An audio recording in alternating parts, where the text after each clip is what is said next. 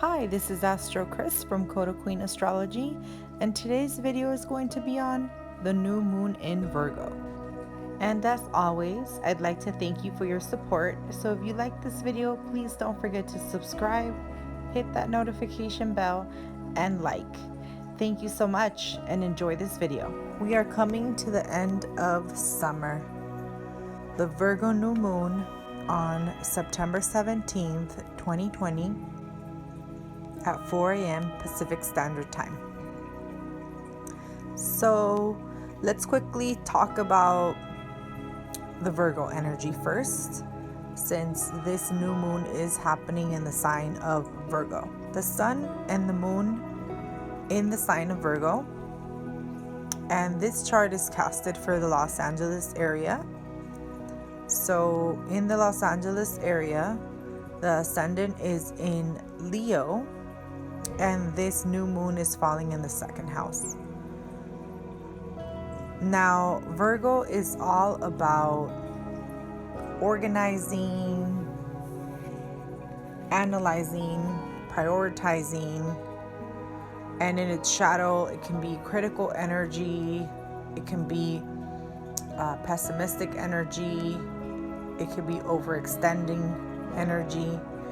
So there's also very good qualities to the Virgo energy, but Virgo rules the 6th house naturally, and that realm is health and well-being, our daily routines.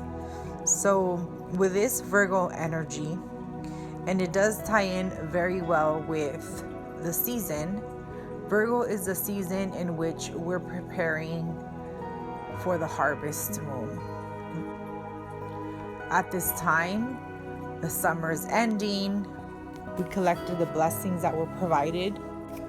These blessings were fostered through growth during the spring and then ripened in the summer. And the harvest moon is very much connected with abundance, because as we know, back in the days, we didn't have the technology that we have now. So we were very dependent on harvesting food. So we may have food throughout the fall and the winter seasons. And with this harvest, we were able to create preserves and fermentation of foods, which were crucial for our survival. So the harvest moon is very tied in with abundance and being thankful for what Mother Nature has provided to us. And this is the energy that this Virgo new moon always carries. It's ending the cycle of the summer, it's saying farewell, and now we're getting ready to enjoy our blessings. This is an energy of abundance. This is an energy of collecting and harvesting our rewards. And this is the ending of summer. Now, shortly after this new moon, the sun enters the sign of Libra, and that welcomes the fall equinox. Now, the ruler of Virgo is Mercury, and he is in the sign of Libra. And Mercury ruling the sun and the moon energy during this new moon in the sign of Libra is going to assist in being more equal-minded, more balanced, more diplomatic, wanting to be fair to all. And although the moon is making a lot of supportive aspects to a lot of other planets, the moon and the sun, they're making a lot of supportive aspects. The ruler of this new moon is in the sign of Libra, which is Mercury. Now, Mercury is making some tension aspects, and the first one that's noticed here is a square with Jupiter. And Jupiter and Mercury squaring is not necessarily a bad thing, Jupiter, any type of aspect activating Jupiter is very assisting and helpful, because Jupiter is the great benefic, and he is actually the best planet in our natal chart. And then the other planets are Venus and the moon, and Mercury is neutral. But the rest of the other planets, they're more malicious than abundant. And this is not including any of the asteroids. So any aspect to the abundant energy is good energy. This is an aspect that's activating manifestation of material gains, and also long-term material gains, because this is a Capricorn energy. So Jupiter now being direct, this is something that we were working for, something that we work towards, or something that we're working on to achieve. Whenever we have Mercury and Jupiter square, the problem with this aspect is more that we overpromise things that we cannot deliver on. So this aspect in people's natal chart, so if you have this activated in your natal chart, you tend to overextend yourself and promise a lot of things that you don't necessarily are able to deliver. And there's no malicious intent, is that the energy of Jupiter is so expansive, and Mercury is our speech, that we start saying things and talking about things, but we're not doing much. The difference with this aspect is Jupiter is in the sign of Capricorn, and the ruler of Capricorn is in the sign of Capricorn. So he ends up supporting Jupiter, even though Jupiter doesn't do that well in the transit of Capricorn. So Saturn there is supporting Jupiter, and he's stationing direct. So he's about to go direct in a few weeks, even though he's still retrograde during the new moon in Virgo. But he is almost done with his retrograde period. So he's slowing down, getting ready to go forward. Jupiter just recently went direct. So this energy is over-promising, but it's more an energy that we might be burning ourselves out. So we end up burning ourselves out because we over-promise something.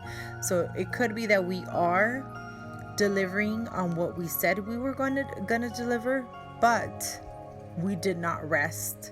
And this is where the Libra energy comes in, where Libra still as a sign still deals with a business part of our chart, because it's a sign that likes to negotiate and balance and harmonize and partner. But at the same time, we could have overextended ourselves because we didn't take the break that Venus also likes. Because as much as she likes collaborating, she also likes resting and lounging and beautiful things. So if we didn't rest, we didn't recharge, then that's where we could feel the burnout. So it could show up as burnout. It could show up as you over-promising things, which, to tell you the truth, it's not the biggest deal compared to other aspects. So I really think this is very manageable energy. Now, the other aspect that's worth talking about, which this new moon makes several aspects, and I'll name a couple more, but it's a very active moon. I'm not going to cover all the aspects, but I'm going to cover the major ones. So the moon here with the sun is trining all this Capricorn energy, right? Because the moon is in Virgo, which is an earth energy, and all these planets are in Capricorn, another earth energy. And as we know by now, the earth energies trine, and they provide harmonious flow of energy. So the moon and the sun are trining Jupiter. Although Jupiter and all these planets are squaring, and Mercury is the ruler of this new moon. The outlet here is using the actual energy of the sun and the moon, because Mercury is only making a positive aspect to Venus in Leo. Venus and Mercury are sextiling each other, and Venus likes the sign of Libra, so that means that she's making contact with her home sign. So the support here is, it's there. Now Venus, as we mentioned, she's very in the Libra energy. She's very collaborative and balanced and poised, but she also likes to relax. And now she's in the sign of Leo, which the sign of Leo likes to romance and have fun and be playful. So Venus in the sign of Leo is doing quite okay. Venus is also trining this Aries energy, because Leo sends positive aspects to the other fire sign, which is Aries.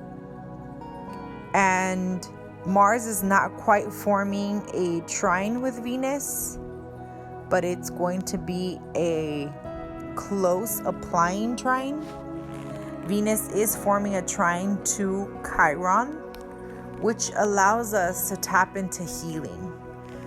Chiron is the wounded healer. It's an injury that we suffered on many different levels for many different things.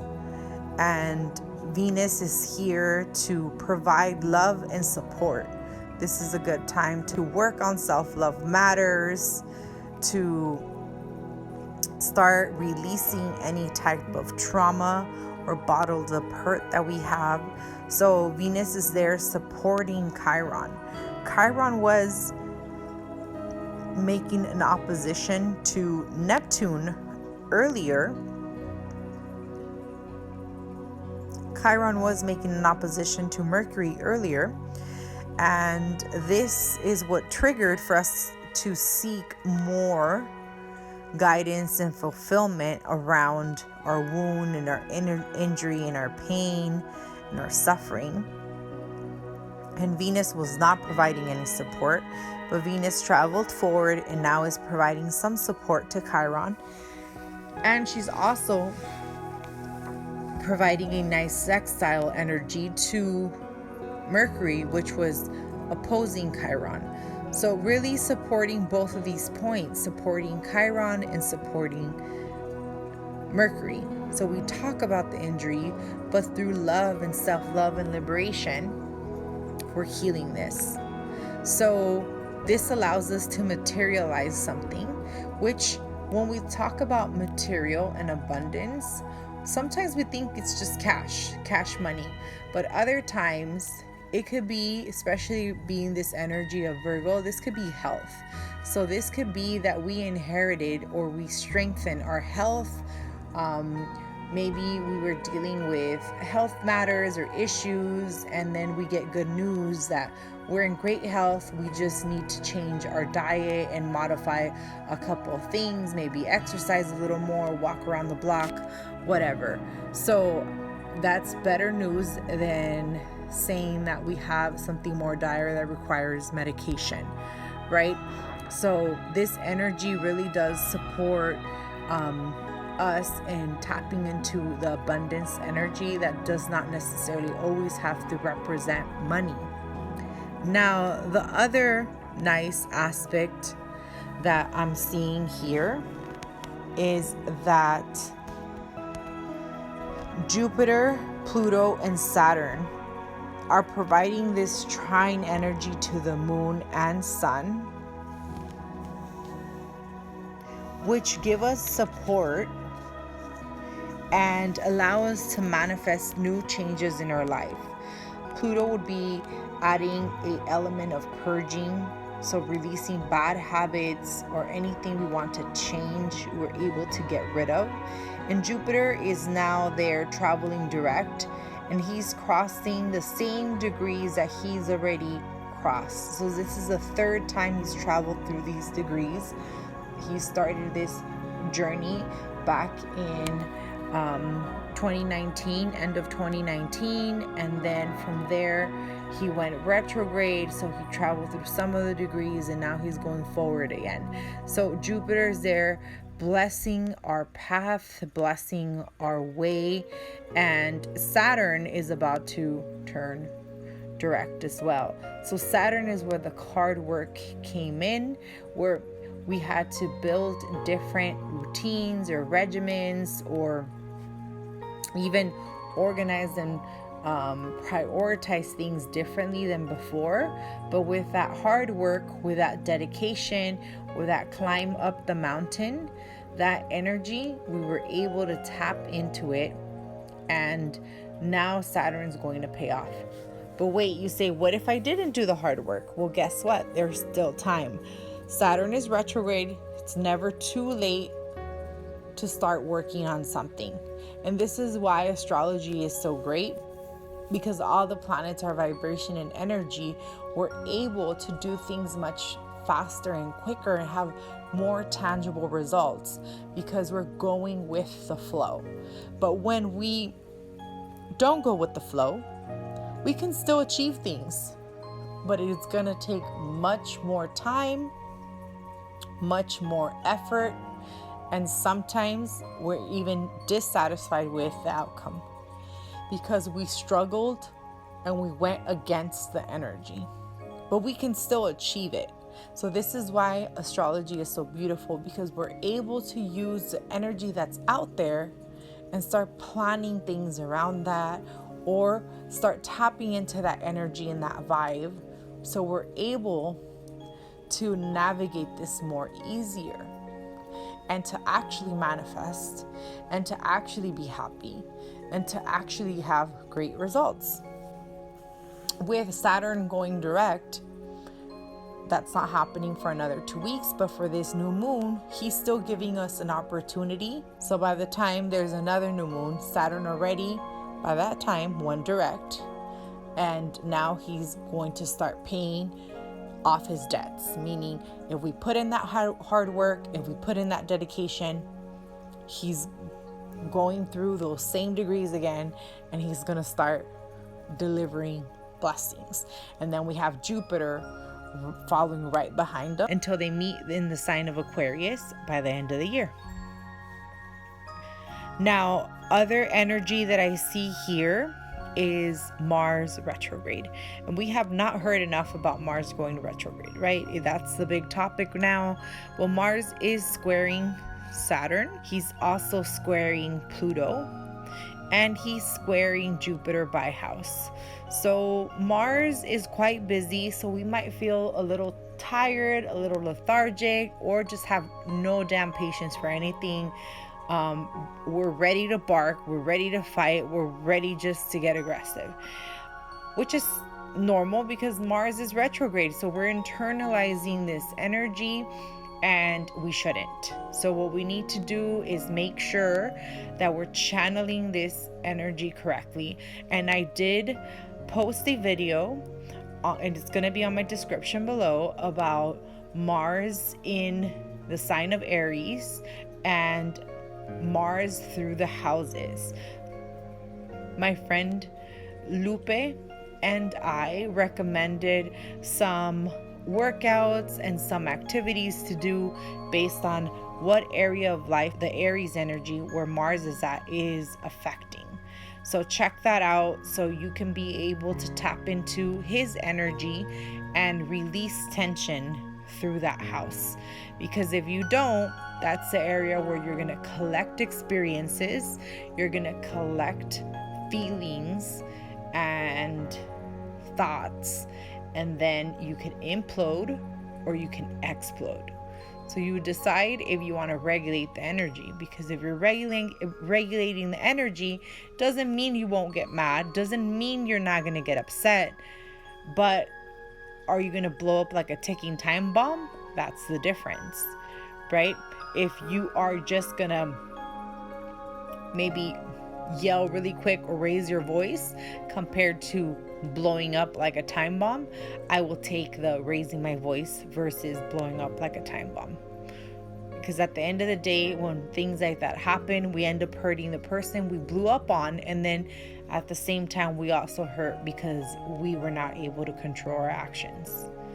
So it's better to use his energy correctly and channel it out. Now, Mars is also forming an opposition with Mercury. So by house, they're in opposition, but by aspect, the orbs are quite large. So Mars is 27 degrees and Neptune is at 17. So Mars is at 27th degrees and Mercury is at 17th, but that is not a very tight and concise orb. It's more loose. Thus, it gives us time to try to have a plan in place. So when the opposition of Mercury and Mars occurs, we don't put our foot in our mouth, because that's what ends up happening. This takes an energy of Aries, and when Mercury's in the sign of Aries, we tend to speak before we think. We tend to react prior to analyzing, and then we analyze after the fact. So it becomes a very passionate and fired up conversation or ideas or just way of communicating and communication, and nothing that was thought through. So we need to set something in place. Our communication still remains very balanced and poised and harmonious, and not react rashly, because Mars is there and he's ready to contact with whoever wants to contact with him, and he's ready to show you what he's got. So Mars is ready to rock and roll. Now I'm going to leave this forecast with one last beautiful aspect. As you saw, there's a lot of good aspects in this new moon, and there's some that could be quite challenging, especially the ones from Mars to the rest of the Capricorn planets, but they're manageable. Since the beginning of this year, we had Jupiter sextiling Neptune. All last year, Jupiter was squaring Neptune. We have Jupiter here at 17 degrees. He's about to form an exact sextile to Neptune. And this aspect is very beautiful. This aspect provides blessings to healers, light workers, and spiritual people. This is a great time to expand and explore any type of spiritual knowledge, esoteric knowledge, and connect with your guides, your angels, your ancestors. This is a very harmonious and easy energy. This aspect actually symbolizes harmony, ease, good fortune, enjoyment, relaxation. It also provides professional success. This is the aspect of spiritual enlightenment. So this is a great start to pursue anything that's spiritual. And this is also the time where we're going to see a lot of people open their eyes and start their spiritual awakening.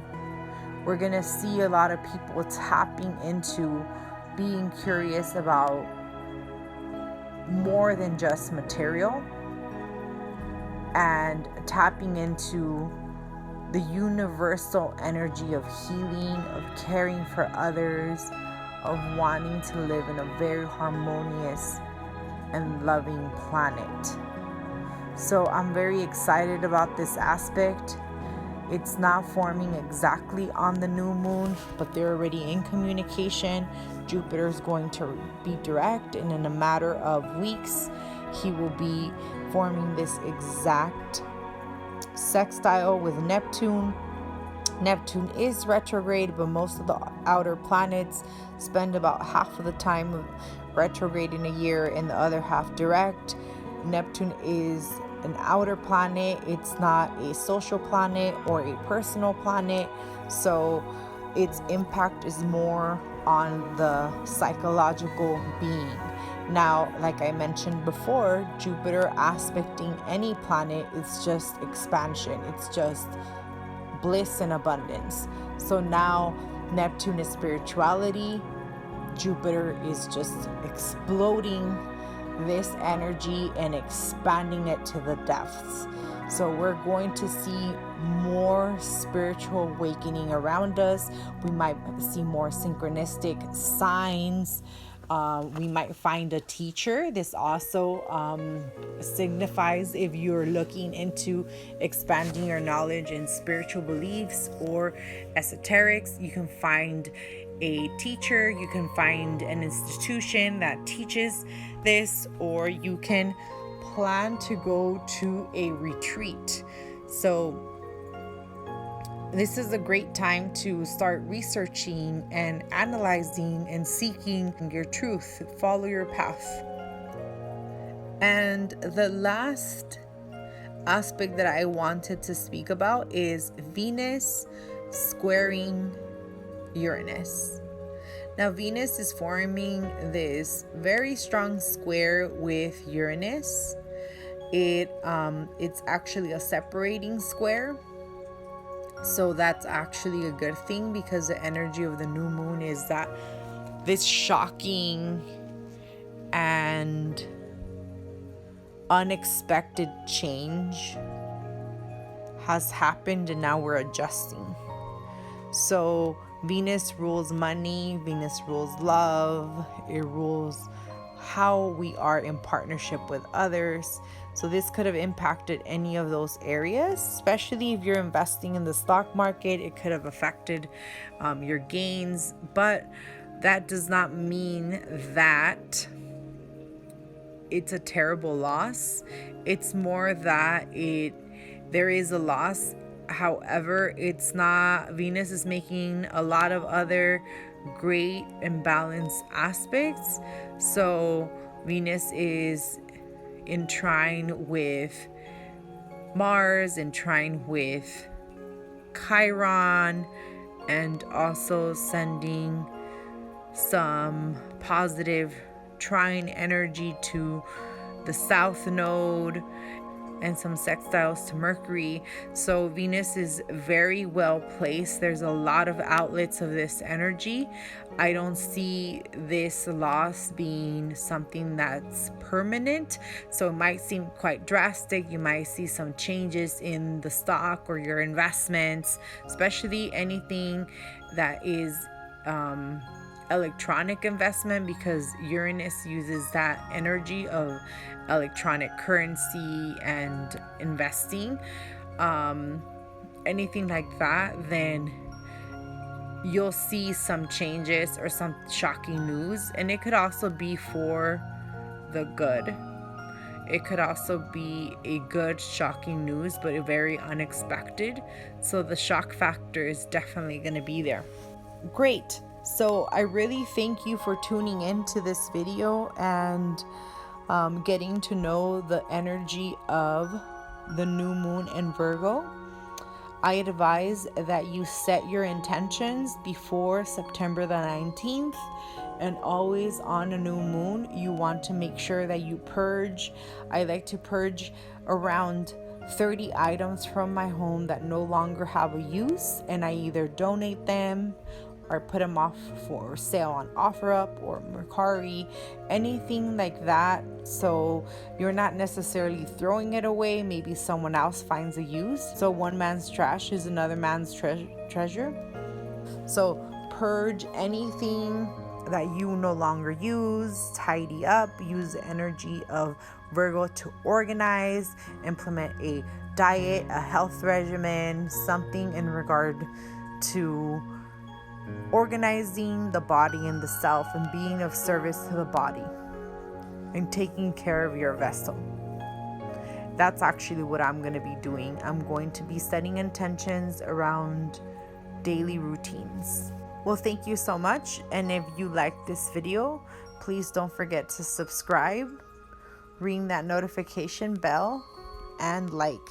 And please let me know what area in your life you have the sign of Virgo. So if you don't know what I'm talking about, we are all a combination of the zodiac signs, and each zodiac sign rules a sector in our life, and these are called houses.